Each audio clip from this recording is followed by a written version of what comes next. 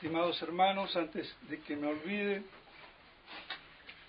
el próximo domingo la misa será donde el padre Fernando Altamira, que él sale de viaje hoy y vuelve dentro de 2 semanas. Entonces el próximo domingo será la misa allá, me pidió el favor, y a su vez durante los días de entre semana a las 6 de la tarde, de lunes a sábado, tanto la semana antecedente a ese domingo próximo y la semana posterior, habrá también la misa a las 6 de la tarde en ese sitio que todos conocen, y si no, pues averigüen bien la dirección, no es muy lejos de aquí. En nombre del Padre, del Hijo y del Espíritu Santo. Amén. Amados hermanos, en nuestro Señor Jesucristo, nos encontramos en el tercer domingo después de Pascua, y habiendo celebrado el viernes pasado la fiesta del Sagrado Corazón, de esa misericordia o amor misericordioso de Dios, de nuestro Señor, que el corazón sagrado representa, tenemos en el domingo de hoy estas 2 comparaciones o parábolas de la oveja perdida y de la dracma perdida, como los fariseos, ante la anuencia de todos aquellos que iban a escuchar a nuestro Señor, sabiendo cómo lo impugnaban y cómo se tenían así también por santos, pulcros, eran sumamente legalistas, casuísticas. La santidad estaba en la letra que mata y no en el espíritu que vivifica, y encima añadiéndole sus propias leyes y tradiciones, rizando el rizo. Y digo esto porque no es solamente defecto y atributo de los judíos, sino también de todo religioso, y por ende de todo católico. Es el pecado cantado del que es seguidor, pero que termina haciendo de la religión una cuestión como él la ve, la entiende, y excluye a los demás.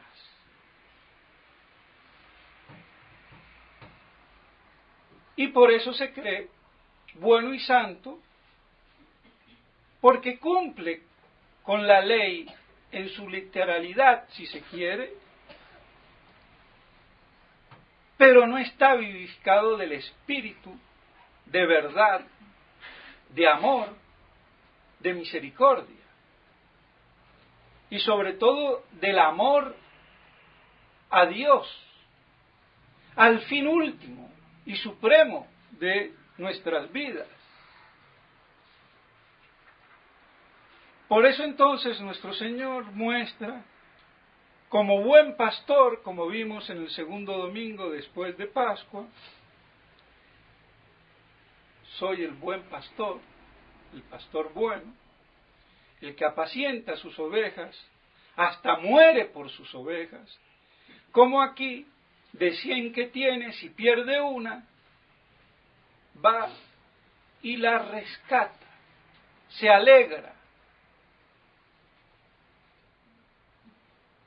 de lo perdido y de la alegría que hay en el cielo e incluso los ángeles por un pecador que hace penitencia. Esa es la actitud de Dios. paternal, que busca al hijo pródigo, o que lo recibe, y aquí que busca a la oveja perdida, a la humanidad perdida. Nosotros no nacemos santos como nos hace creer el imbécil de Rousseau. El hombre no nace bueno y la sociedad lo corrompe.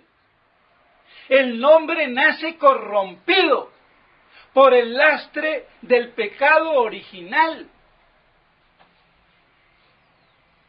por el fomes peccati, como técnicamente se le dice, por esa concupiscencia triple que queda la materialidad del pecado original, si bien el pecado formalmente está absuelto por el bautismo, pero queda el lastre y que se mantiene vivo de generación en generación por la vía justamente propia de la generación humana. Y de ahí la transmisión. E infecta al alma.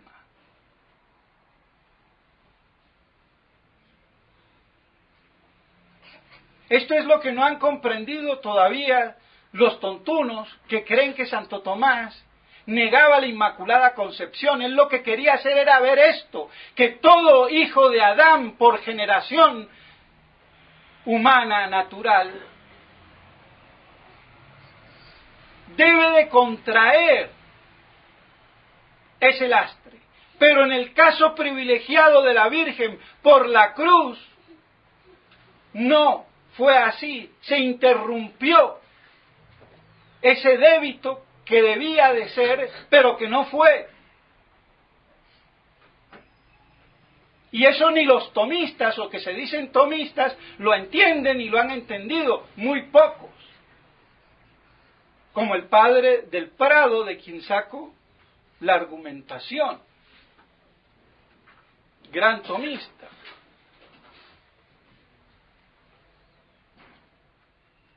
Pues bien, y porque nuestro Señor es Redentor universal, y es Redentor de todo hombre, nacido de Adán, por vía de generación, porque Él viene de Adán, pero no por vía de generación, sino por obra del Espíritu Santo, pero es Redentor de todos, incluida su Santísima Madre. Eso es lo que no se dan cuenta. Duns Scoto, toda la escuela franciscana y todos los tomistas que le reprochan aún a Santo Tomás el cuento. Falta de teología. Pero ¿cómo es Redentor universal, incluso de su madre? De una manera distinta a nosotros por vía de liberación y a ella por vía de preservación. Como dice Santo Tomás en la Suma Teológica, que muy pocos teólogos leen.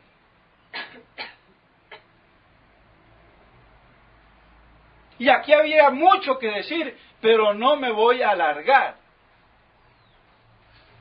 Pues bien, es para decir que no nacemos buenos, como nos dice Rousseau y cree la sociedad hoy. Y encima si nazco gay, no, tú no naces gay, tú naces hombre o mujer. Otra cosa es que nazcas medio como un hermafrodita, pero eso es un problema ya de orden biológico. Pero nadie nace gay o lesbiana, se hacen por una deformación e inversión del instinto natural, que es muy distinto. Y si no, lean el libro de Psicología Humana del padre Castellani para que se den cuenta. Que les vendría bien a más de un psicólogo,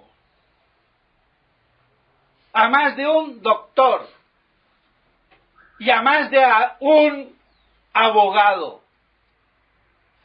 porque hasta esto se hace ley y patrimonio de la imbecilidad de la humanidad moderna.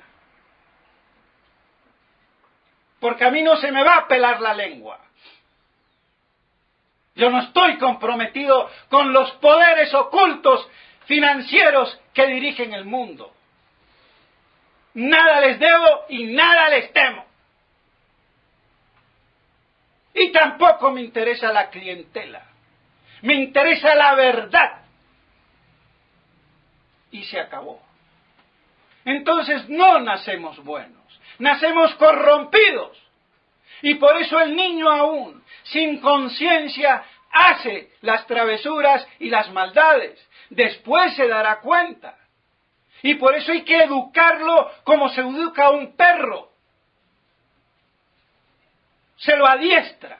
Y cuando tiene uso de razón, ya adestrado, entonces se comienza a portar humanamente bien. Pero si yo lo hago creer que es el rey, el dueño de todo, pues se acabó, señores.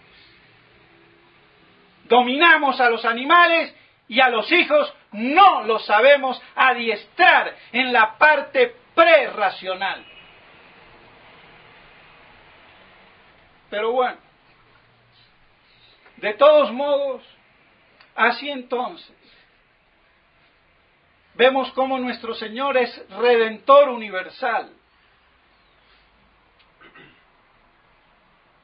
Y su gran amor, su gran misericordia por la miseria de esta humanidad damnata, condenada, como decía San Agustín, el glorioso San Agustín. Perdidos, corrompidos. ¿Y hasta dónde llegaron Gog y Magog? Sodoma y Gomorra. Hasta tomando de esa ciudad de Sodoma para hablar de ese pecado nefando contra natura, que es la sodomía o homosexualidad, y que hoy es un derecho de la dignidad del hombre pervertido.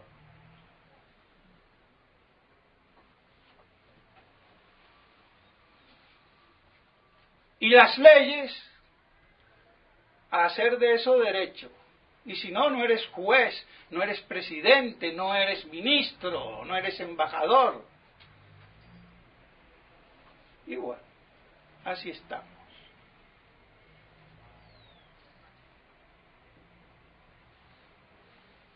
Pues bien, los fariseos así, conculcando a nuestro Señor, que habla con todo el mundo y come con todos esos pecadores.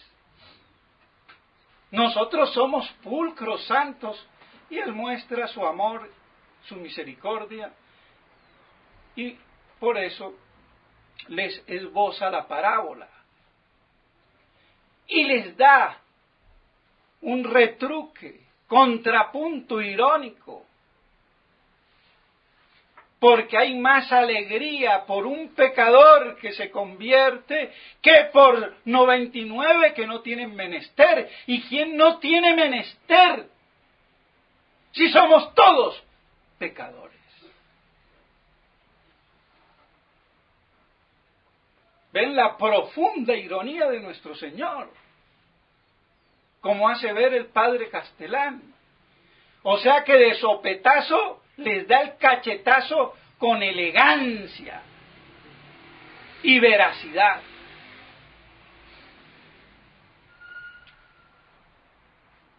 Pero así todo les entraba por un oído y les salía por el otro. Pero aquí lo importante es ver esa necesidad de esa redención universal para nuestra salvación. Y de ahí la necesidad de la conversión. Como dice el padre Castellani, la conversión es reordenarnos interiormente al fin último que es Dios. Esa reordenación interna hacia el fin último que es Dios.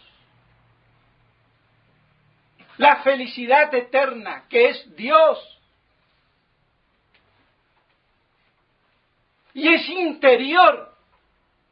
Y claro está que del ser sale el obrar. Luego de un ser convertido sale un obrar convertido. Por eso las obras deben de reflejar lo que hay adentro.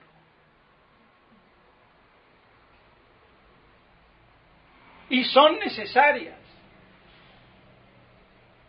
pero responden a la interioridad, a la fe, cosa que no entendía Lutero. Ama fuerte y peca fuerte. Esa mentalidad germano-anglosajona.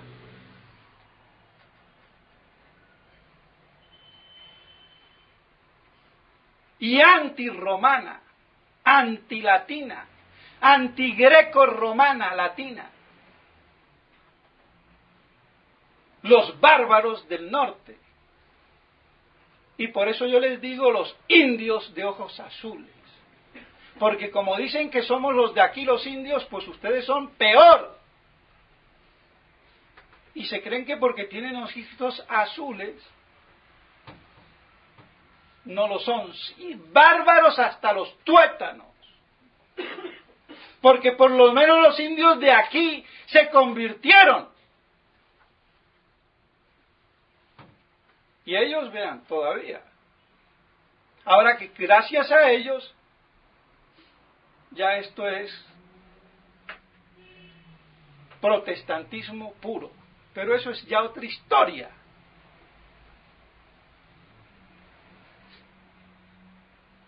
Y ante la conversión, ante ese reordenamiento hacia el fin último que es Dios, a esa beatitud eterna,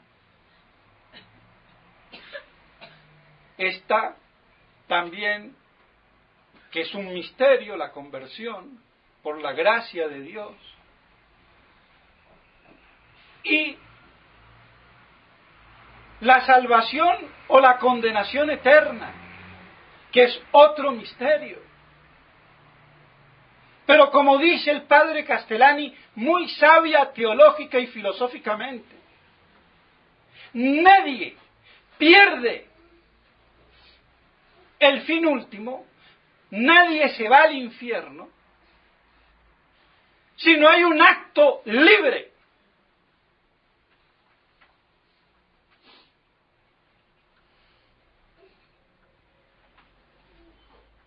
¡Qué misterio el de la libertad!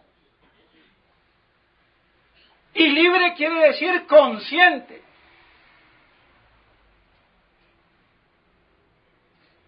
Entonces, si lo pierdo es por mi culpa, porque no me reordeno al bien último, que es Dios. Y esa pérdida de ese bien supremo, de ese fin último que es Dios, el infierno. Y Dios no quiere que nadie se condene. Él quiere que todos se salven, como dicen las Sagradas Escrituras, no me acuerdo si es la primera carta a Timoteo.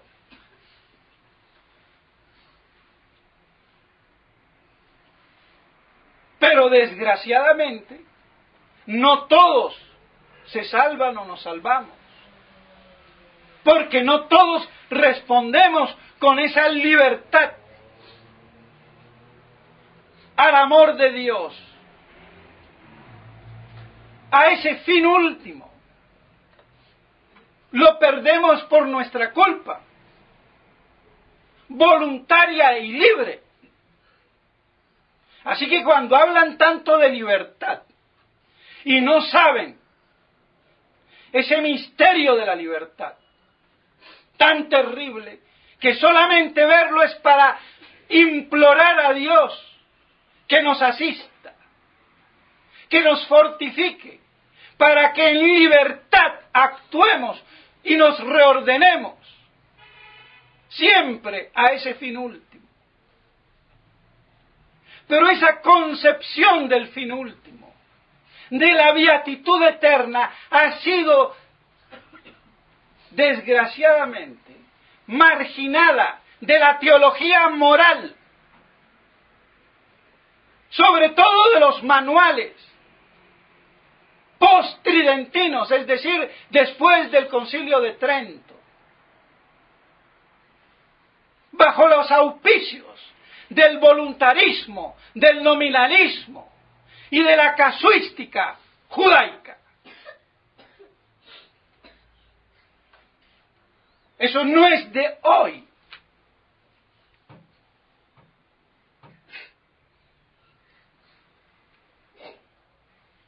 Y así se han olvidado los moralistas que los actos humanos están moralmente juzgados por la conformidad o desconformidad con el fin último y de la intención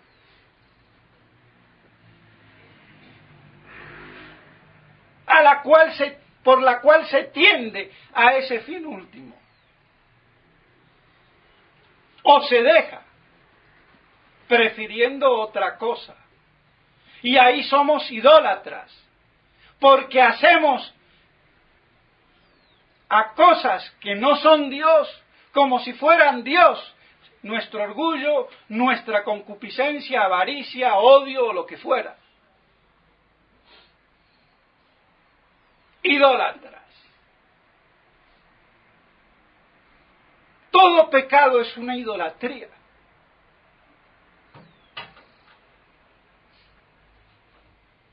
Todo pecado mortal está poniendo al fin último, en concreto, no en el Dios verdadero, sino en el Dios de mi orgullo, de mi apetito, de mi interés. Y a ese le inmolo la vida. Y cuando quiero disimular, le pongo una vela a Dios y otra al diablo.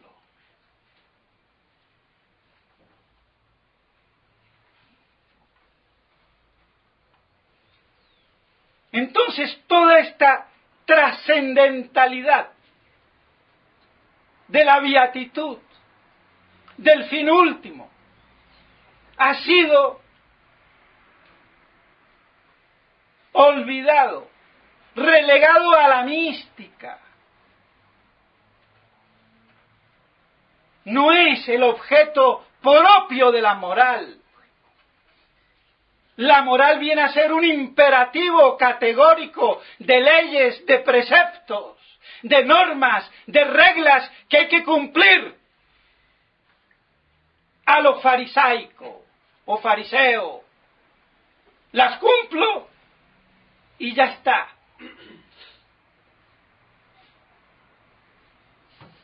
Y eso viene de Ockham, de un voluntarista, nominalista, como lo fue él, franciscano. Haciendo de la voluntad divina todopoderosa el último criterio del bien y del mal, del error y de la verdad. ¿Y cómo puede ser eso? Si la voluntad divina, claro que es omnipotente, pero Dios, con su voluntad divina, no hace lo que se le da la gana, como el hombre moderno cree, y que lo bueno es malo y lo malo es bueno porque lo diga Dios, sino porque lo dice la sabiduría de Dios, que ha creado todas las cosas con una naturaleza específica y de acuerdo a su naturaleza un fin. Y eso hace que sea bueno o malo. No es la voluntad es la sabiduría divina. Y eso ya lo había dicho Santo Tomás, que era una herejía pretender que la voluntad divina actuaba dispensada de la inteligencia, de la sabiduría. Por eso hay que tener cuidado con esos que la voluntad de Dios, que muchas veces hacemos la nuestra y nos sirve de pantalla. Pero aún en el mismo Dios, esa voluntad es inteligente, sapiencial. Y eso es lo que ha olvidado la moral de los manuales, la que se ha hecho clásica en los seminarios. ¿De dónde creen que sale tanto puritanismo?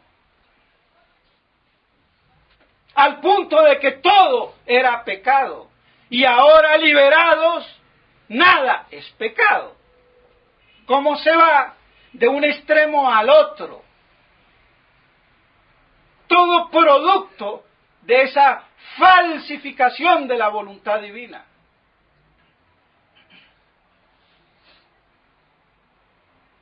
Y por eso la moral se convierte como la de los judíos. Legalismo formalista, de letra que mata, sin el espíritu que vivifica. Y eso es un hecho, mis estimados hermanos. Por eso decía el padre Castellani, que se creen estos curas, o sus propios compañeros de la compañía, porque a ellos se refería en principal, que eran los que veía cotidianamente. Se creen que porque no tocan una mujer, ya con la castidad son sacerdotes. No, señor. Eso es lo mínimo, porque si están amasando poder, ambición, ¿qué? Manipulando las conciencias, ¿qué? Y todo en el nombre de Dios, ¿qué?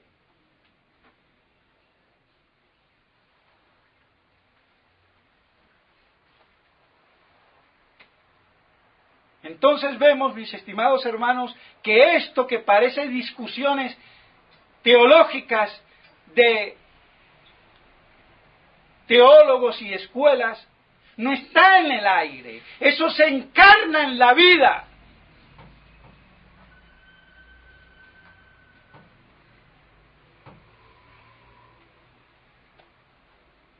Y hace entonces que se distorsione la moral, por no tener en primer lugar la finalidad. Los actos serán buenos o malos, porque en definitiva están o no dirigidos al bien último. Y la ley no me coacciona mi libertad. Yo no soy libre de hacer todo lo que la ley no me exige. Esa es una concepción judaica, protestante y modernista. La ley me viene a ayudar a mí, a que yo actúe en libertad, sin que me caiga en el precipicio, como andando en la alta montaña y hay una señal que me dice curva. Esa señal me coarta mi libertad, que no me deja seguir derecho, imbécil sería, me está ayudando a decirme, ojo, peligro, curva, me ayuda. Pero es muy distinta la concepción de la ley de la manera católica tomista de la voluntarista judaica, farisea. Y creen que todo está ahí, porque yo puedo quedar exonerado de la ley si en un momento dado, por alguna circunstancia, no se puede aplicar.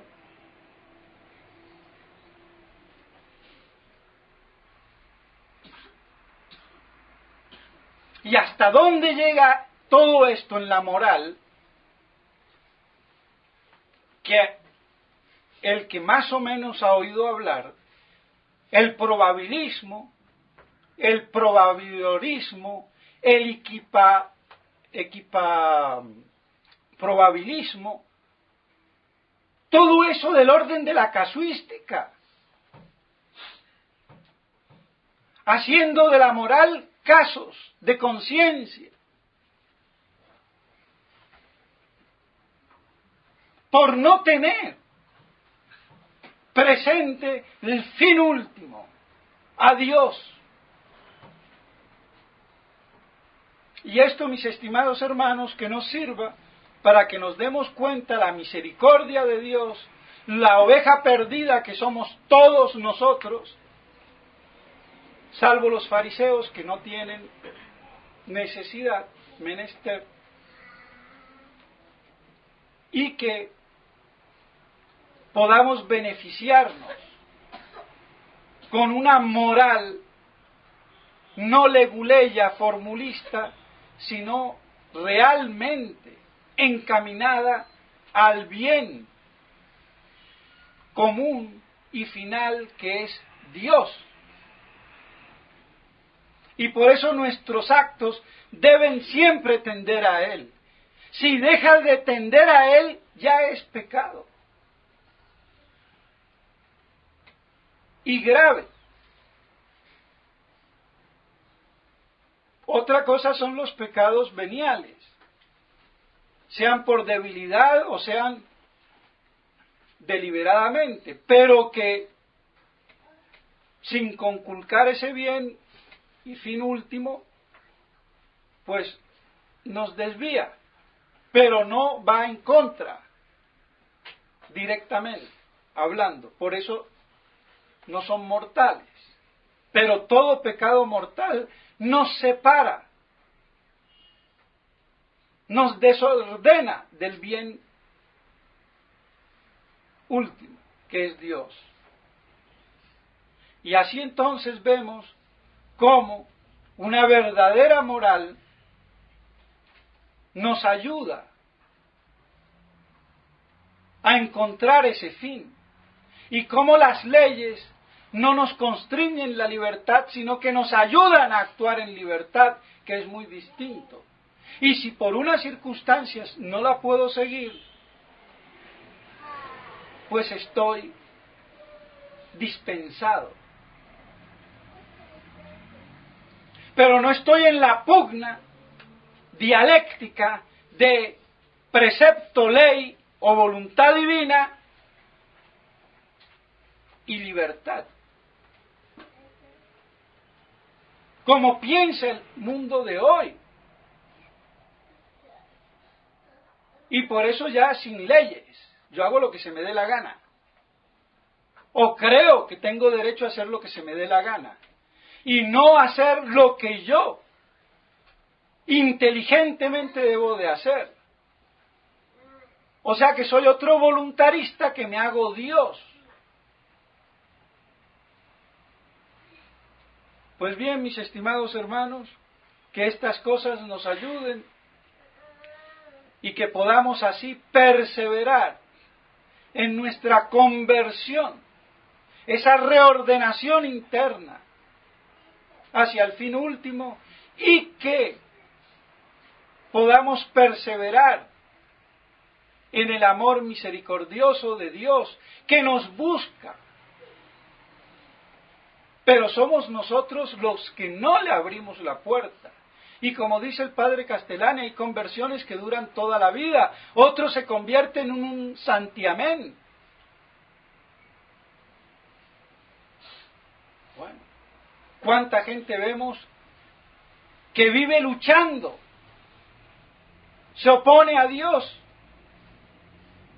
No le admite y al final le abre la puerta. Otros la trancan. ¡Qué misterio! Pero que eso nos sirva para que nosotros podamos así obrar rectamente y ayudar a los demás en la medida que podamos. Por eso hay que orar por la conversión de aquellas personas que no lo están, para que Dios los ilumine con su gracia y ellos permitan que esa gracia les penetre, no cierren las puertas ni las ventanas. Y esa luz divina los pueda favorecer. Ven todo lo que podemos sacar y mucho más, pero no me puedo alargar de esta parábola o de estas dos parábolas o ejemplos o comparaciones. Y así, mis estimados hermanos, que haya en el cielo esa alegría, incluso la de los ángeles, por un pecador que se convierte. ¡Qué alegría!